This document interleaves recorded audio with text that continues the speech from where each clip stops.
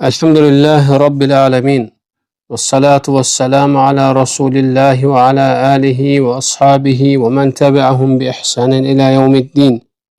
Rabbi şrah li sadri ve yessir li emri ve hlul uqdeten min lisani yefqahu qavli. Amma ba'd. Əziz və dəyərli dinləyicilər, hörmətli müsəlman qardaş və bacılarım, Taha alim Şeyx Abdurrahman Sə'dinin rahimehullah Allah və axirət diyarına səfər şeirinin sonuncu hissəsini sizlərlə bərabər qeyd edəcəyik. Şeyx şeirində buyurur ki, Əzəfəl qulubə anəş-şəvağili kullihə qad fərrəquhə min sivər-rəhməni. Onlar qəlbləri bütün məşğuliyyətlərdən uzaqlaşdırdılar. Onlar Rəhmandan başqa hər şeydən təmizlədilər.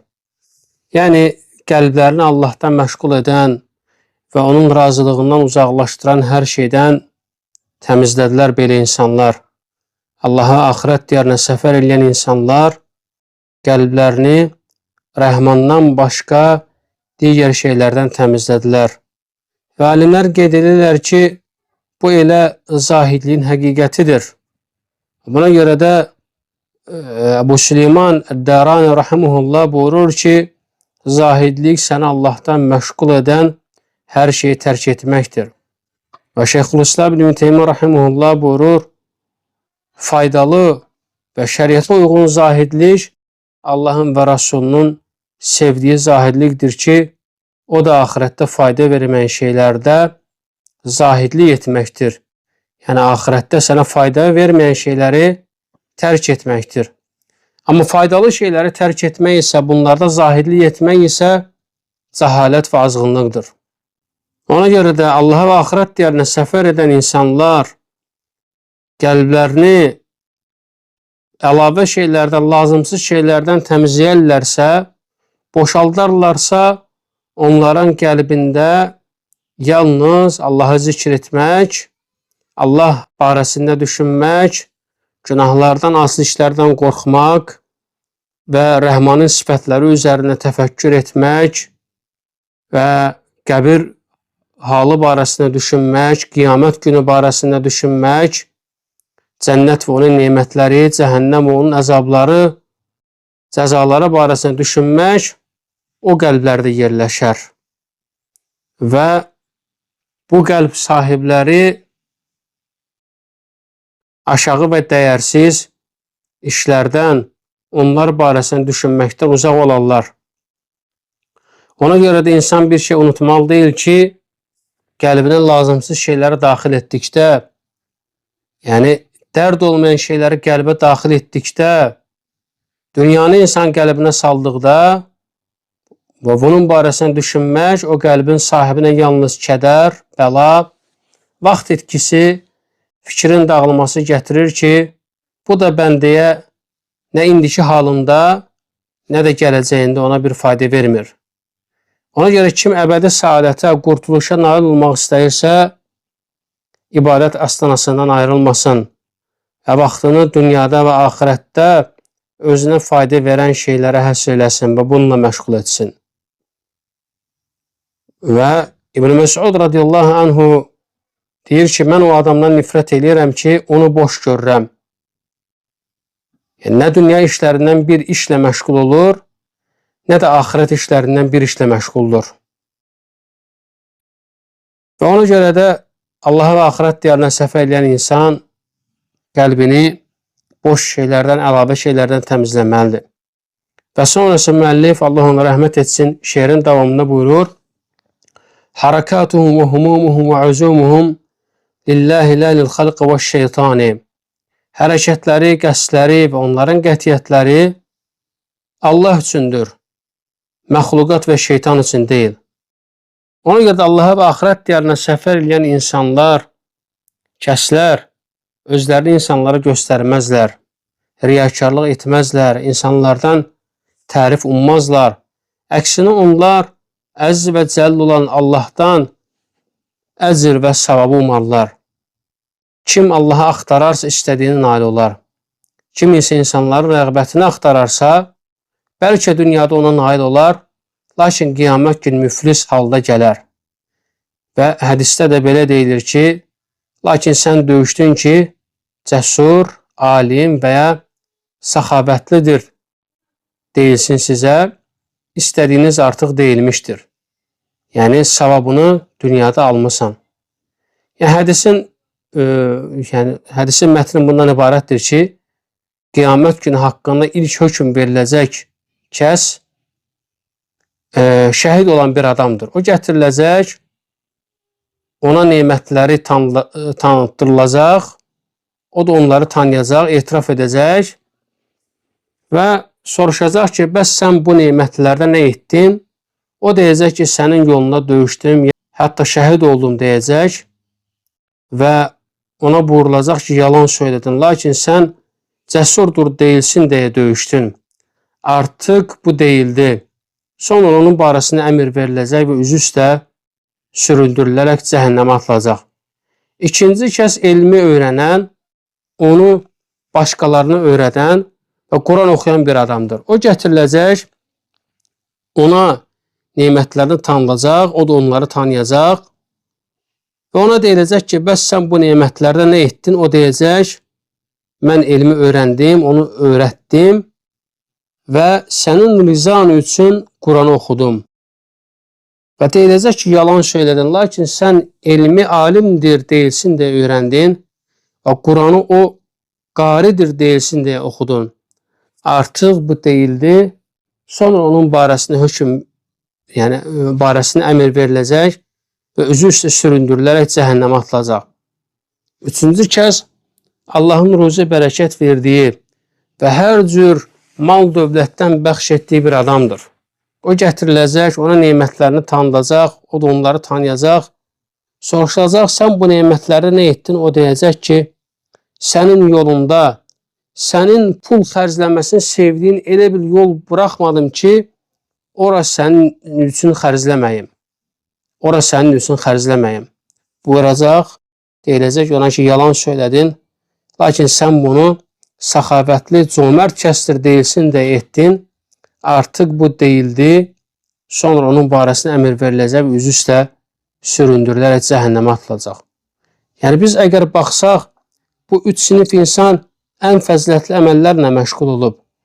Lakin məqsədləri Allah üçün olmadığına görə, niyyət Allah üçün olmadığına görə, insanların rizası üçün olduğuna görə və artıq nəticədə onlar barəsində əmr veriləcək ki, üzü üstə süründürülərək cəhənnəmə atılsınlar. Ona görə insan hər bir əməlini yalnız və yalnız sırf Allah üçün edəcək. Ona görə insan bu dünyanın bərbəzəyinə, insanların tərifinə, onları öyməsinə aldanmasın. Əsas məqsədi yalnız və yalnız Allah üçün olsun bütün əməllərində. Və sonra isə şeyx, böyük alim Abdurrahman Es-Sa'd rahimehullah şeirin sonunda buyurur: "Ni'mar rafiqu li talibis subulillati tufti ilal xayrat vel ihsani." Bu məqam sahibləri dostluğa ən çox layiq olanlardır. Xeyri və ihsana aparan yolları axtaran üçün ən gözəl yoldaşdırlar. Həqiqətən də Şeyx Abdurrahman Es-Sa'd rahimehullah şeirin sonuncu hissəsində qeyd etmək istəyir ki, insanın özünə belə yoldaşlar seçməsi həqiqətən də bu yoldaşlar yoldaşlıq üçün ən layiqli şəxslərdir. Ən gözəl yoldaşlardır. Ona görə insan, müsəlman bir insan, şəxs dost seçəndə fikir verəcək. Əqidəsi, etiqadı, mənhəci doğru və düzgün, salamat, sağlam olan birisi ilə yoldaşlıq edəcək. Ona görə xeyir əhli ilə dostluq edəməyin gözəl nəticələri var. İbn Kəsirin rahimehullah Əshab-ı Kəhfin iti haqqında danışarkən dediyi sözlərdən biri budur ki, it barəsində qeyd edərkən buyurur ki, bu təsir o qədər güclü olmuşdur ki, hətta bu zümrənin itinə də sirayət etmişdir. O it onların səbəbi ilə qalıcı olmuş və onlarla birlikdə qalmışdır. Çünki kim bir qövmü sevərsə, onlarla xoşbəxt olar.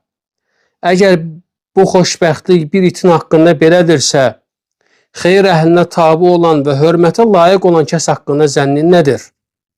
Yəni, gör onlardan gördüyün xeyir indi gör nə qədərdir?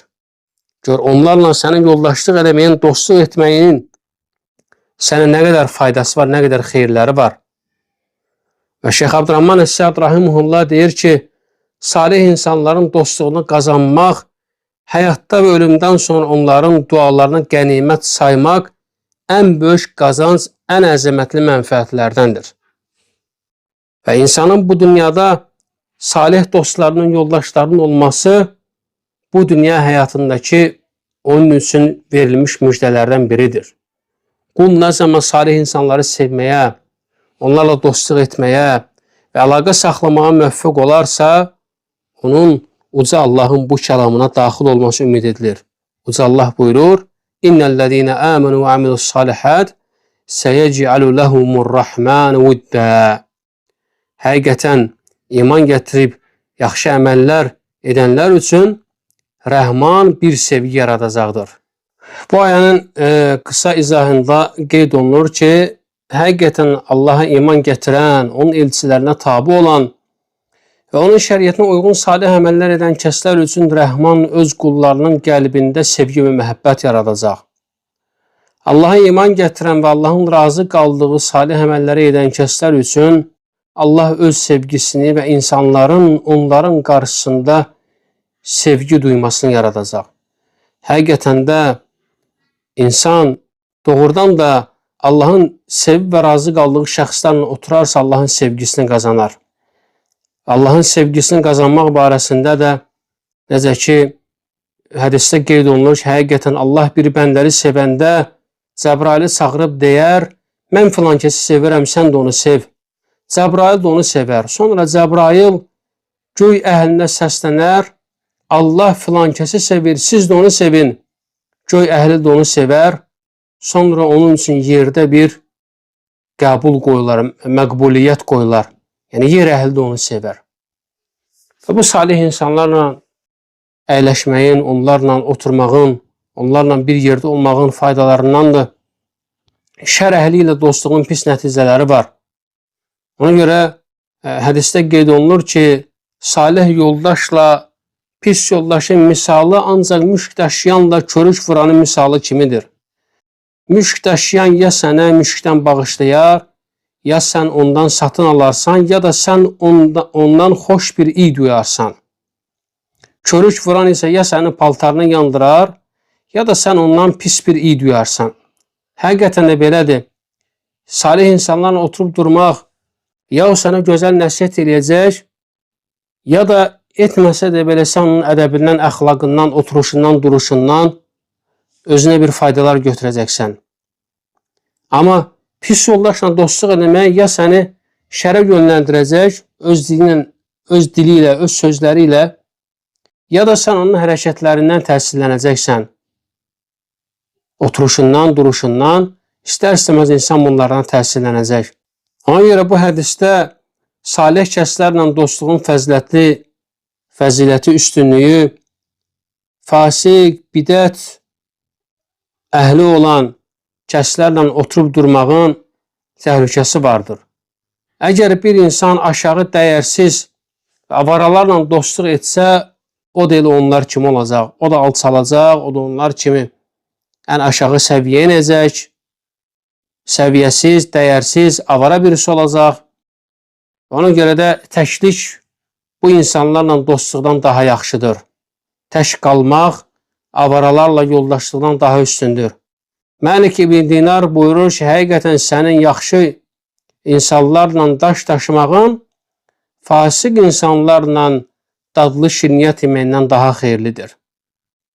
Şüeyb bin Mühər buyurur ki, yalnız iki kişidən biri ilə otur.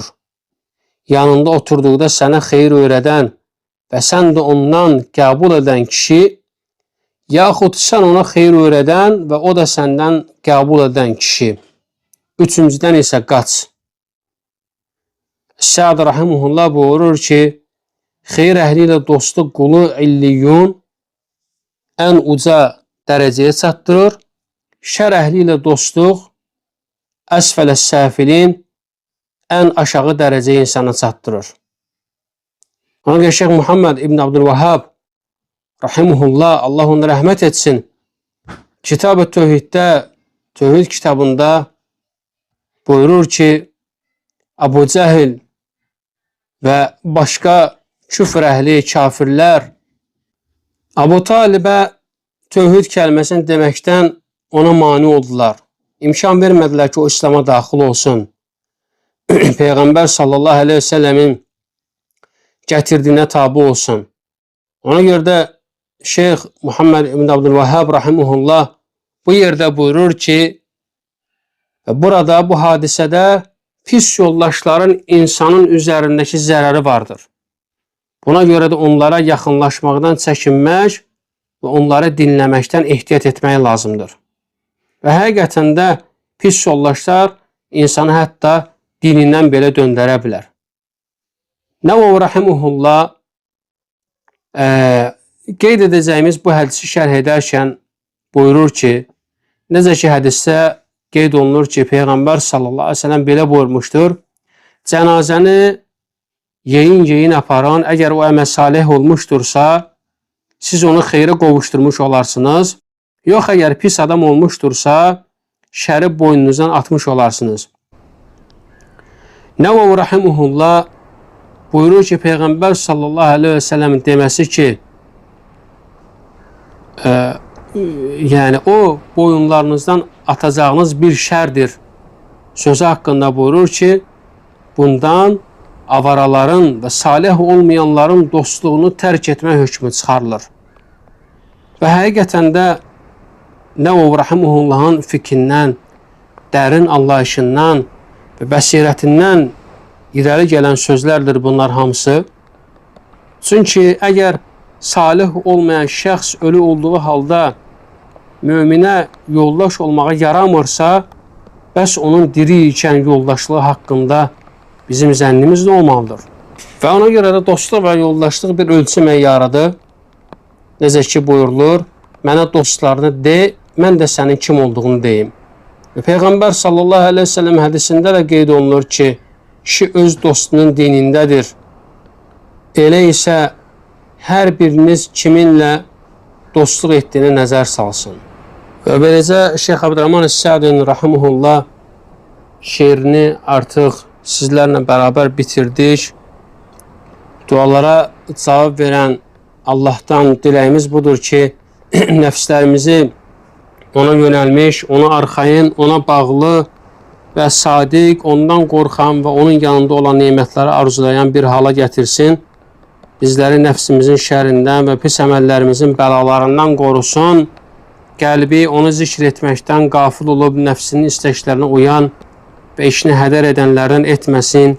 Bizləri əməli puç olan, bu dünyada zəhməti boşa gedib, lakin özlərini yaxşı iş görür, zənn edənlərdən qərar verməsin. Həqiqətən o duaları eşidəndir, ümid sahiblərinə cavab verəndir. O bizə bəs edəndir və nə gözəl vəkildir. Allah daha yaxşı bilir. Allahın salavatı və salamı Peyğəmbərimiz Muhammed sallallahu aleyhi ve sellem üzərində olsun.